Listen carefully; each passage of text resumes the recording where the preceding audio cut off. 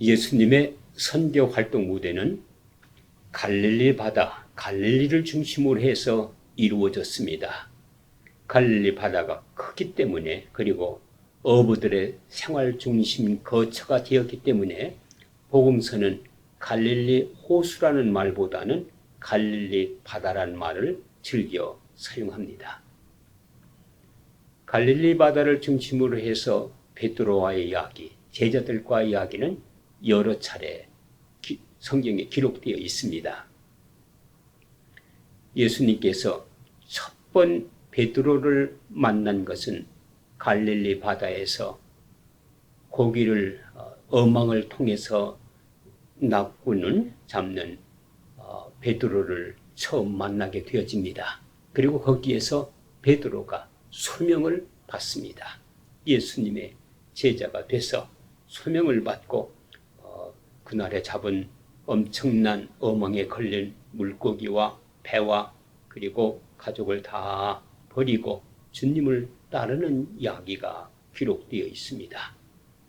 그 이후에도 여러 차례 나오는데 예수님과 제자들이 배를 타고 건너편으로 건너가실 때에 풍랑이 일어서 온통 배가 넘어지려고 할 때에 예수님이 주무시다가 일어나서 풍랑을 꾸짖으시고 잔잔케 하시면서 믿음이 없는 자들아 꾸짖으신 적이 있습니다. 갈릴리 바다를 중심으로 해서 이런 돌풍이 자주 부는 이유는 중동 지역에서 발생한 고기압이 열풍이 점점 이스라엘 나라로 몰려오면서 갈릴리 바다의 상부에 있는 큰 헬몬산에 부딪히면서 이런 돌풍이 자주 일어나곤 했습니다.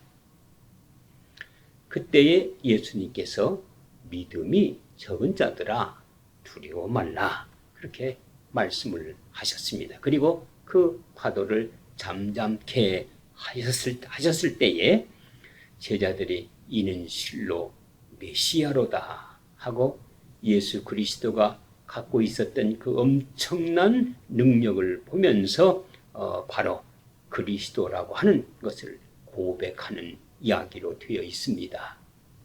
그런가 하면은 예수님께서 가버나움을 지나실 때 성전을 지나게 됐습니다.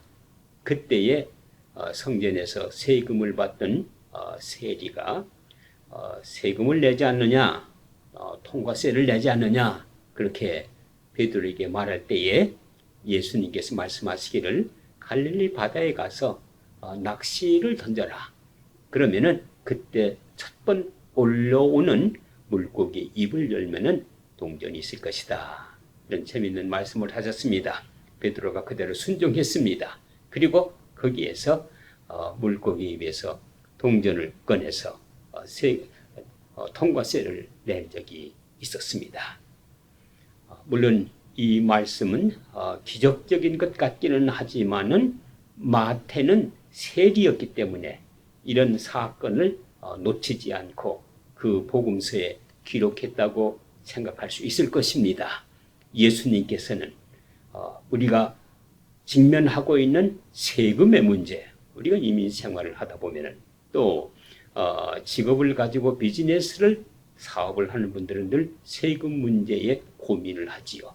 그 문제까지도 예수님께서는 관여하시면서 우리의 고민을 풀어주신다라고 하는 말로 해석할 수도 있는 부분이 바로 그 부분인 것입니다. 그런가 하면은 예수님께서 오병이어의 사건이 있은 이후에 제자들만 보낸 적이 있습니다.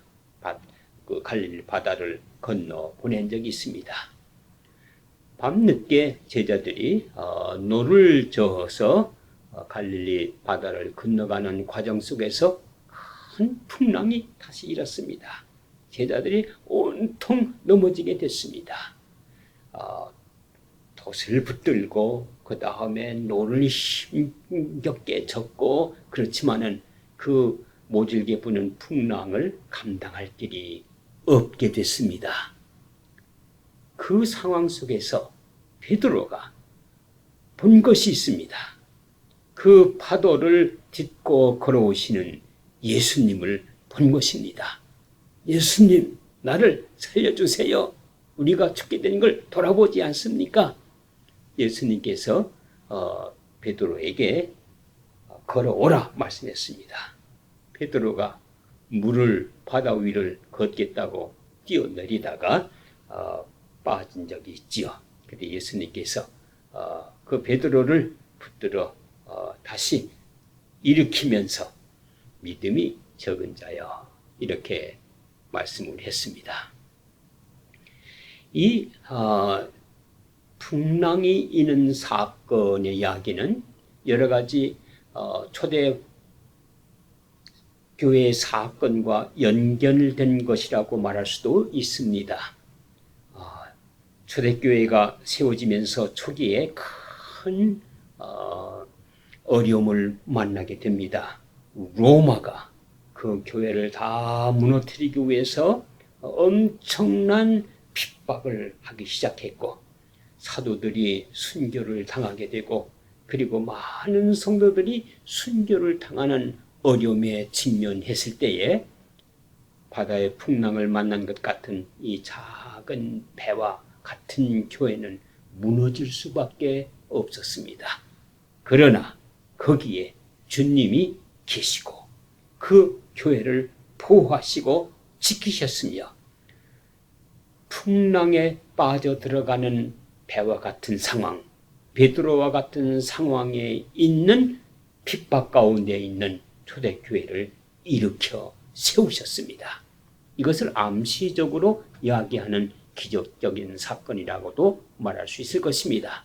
그런가 하면은 초대교회가 땅끝까지 이르러 복음을 증거하라고 하시는 예수님의 말씀을 받고 선교하는 과정에서 이제 제자들은 물을 건너 해외로 갈 것입니다. 선교사들은 물을 건너 다른 나라로 가서 선교를 해야 됐습니다. 이럴 때에 갖는 새로운 문화에서 받는 새로운 이방 국가에서 몰아치는 그런 많은 핍박과 어려움에 직면할 수밖에 없었습니다. 호주의 선교사님들도 한국에 가는데 2달 동안 걸쳐서 배를 타고 홍콩과 그리고 일본을 거쳐 한국에 도착했습니다. 참으로 긴 여행이었을 것입니다. 풍랑도 만나고 어려움도 만나고 지루함도 겪고 거기에서 갖는 여러 가지 고독과 힘드는 일이 있었을 것입니다. 데이비스가 첫 번 선교사가 쓴 일기에 보면은 2달 동안의 여행이 얼마나 힘들었는지 내일을 기약할 수 없었다라고 하는 말을 쓰면서 폭풍을 헤치고 가는 그 뱃속에서 자기가 기도할 때에 바울 사도의 풍랑을 경험했다고 말하고 있습니다. 이런 어려운 상황을 이미 마가복음, 누가복음, 마태복음은 기록했을 것이라고 생각이 들어집니다. 이 사건에서 베드로는 위기, 어려움을 극복했다고 하는데 포커스를 두지 않고 예수님께서 말씀하신 대로 믿음이 적은 자여 왜 의심했느냐? 작은 믿음이 점점 성장해 가는 과정을 얘기하고 있는 것입니다. 베드로는 작은 믿음의 소유자였지만은 이 풍랑과 같은 어려움을 만날 적마다 그의 믿음은 한 단계씩 더 올라가고 성장해서 마침내 십자가에서 순교하는 자리에까지 나갈 수 있었습니다. 작은 믿음이 성장하는 것이 중요합니다. 그리고 이런 어려움을 극복하고 넘어가는 것을 통해서 성장하는 믿음을 예수님은 보고 싶었던 것입니다. 베드로의 또 다른 좋은 점은 이런 어려움을 만났을 때에 뒤로 물러서는 자가 아니라 예수님을 다시 발견하고 그 예수님을 향해서 다시 발을 내디디며 그 예수님을 향해서 걸어가는 의연한 믿음의 자세가 바로 베드로의 자세였습니다. 사람이 실수할 수 있을 것입니다. 넘어질 수 있을 것입니다. 또 믿음이 약해질 수 있을 것입니다. 그때에 뒤로 물러서는 것이 아니라 앞으로 전진하는 용기가 그게 바로 믿음이요. 우리 크리스천들에게 필요로 하는 그리고 예수 그리스도가 우리에게 요구하는 명령일 것입니다. 초대교회 1550년경 서머나의 유명한 감독 되시는 폴리캅 감독님이 계셨습니다. 이 폴리캅은 교회사에서 아주 유명합니다. 세례 사도 요한의 그 제자로 알려졌고, 그리고 서머나 교회에서 목회를 평생 하셨는데 이때 큰 박해가 시작이 됐습니다. 로마에서 기독교는 로마 황제를 거역하기 때문에 없애버려야 된다는 입장이었고, 또한 유대 사람들대로 나사렛 예수를 자기네들이 기다리는 메시아라고 주장했기 때문에 이 기독교에 대한 박해를 했습니다. 폴리캅 감독님이 86살, 86세가 됐을 때 서머나에 큰 박해가 있었습니다. 그때 체포됐습니다. 그리고 원형 경기장에 폴리캅을 끌어냈습니다. 화형을 시키기 위해서 많은 유대인들이 모여서 폴리캅이 죽는 것에 대해서 박수를 치고 있었습니다. 그때 그 치안 대장이 폴리캅의 인품과 그 모습을 보면서 이렇게 권면했습니다. 선생님, 지금 연령이 86세, 이제 사실 날이 머지않았는데 그저 한번 다시 생각하셔서 예수를 그리스도가 아니라고 부인하시고 한번 말씀해 주시면은 우리가 자유를 드리겠습니다. 그때 폴리캅이 한 유명한 말이 있습니다. 86년 동안 내가 섬기던 예수님은 나를 한 번도 실망시킨 적이 없으시고, 그리고 나를 한 번도 모른다고 말한 적이 없었는데 내가 어떻게 나의 그리스도 예수를, 나의 그리스도 주님을 모른다고 내가 말할 수 있겠습니까? 라고 의연하게 대답하면서 마지막 순교의 자리에 임했습니다. 그가 마지막 순교를 하면서 남긴 기도가 기록되어 있죠. 예수 그리스도 사랑하는 아들 되시는 예수 그리스도를 보내주신 하나님 아버지, 내가 순교의 반열에 들도록 허락해 주심을 감사합니다.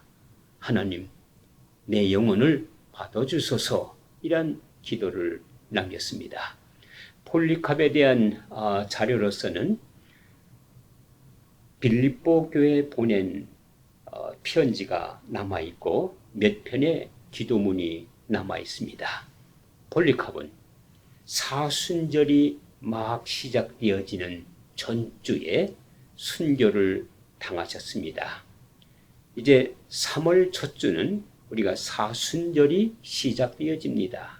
이 사순절은 부활절이 오기까지의 40일 기간 동안 교회가 자기를 회개하고 또 반성하며 부족한 것을 뉘우치고 예수 그리스도에게로 더 가까이 우리의 모든 관심을 집중시키는 기간입니다.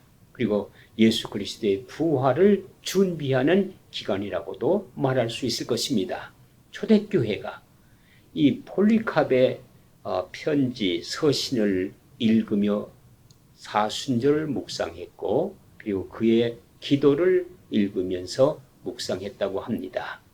세속사회 속에서 지금 사순절을 맞이하는 하나님의 교회와 성도들이 이러한 순교자의 위대한 신앙의 모습을 묵상하면서 다시 한번 우리의 신앙을 매만지고 다듬는 그런 사순절이 되어야 될 것입니다. 풍랑 속에 같이 계신 예수 그리스도, 그분은 우리의 삶의 모든 풍랑 중에 있는 우리의 삶 중에 같이 계시며 우리를 인도하여 주십니다. 그리고 우리의 작은 믿음이 성장하도록 원하십니다. 어려움을 만난 것을 극복한 것도 중요하지만은 그 극복을 통해서 우리의 작은 믿음이 성장해야 될 것입니다. 이 사순절기는 우리 믿음이 성장하는 기간이 되시기를 축원합니다.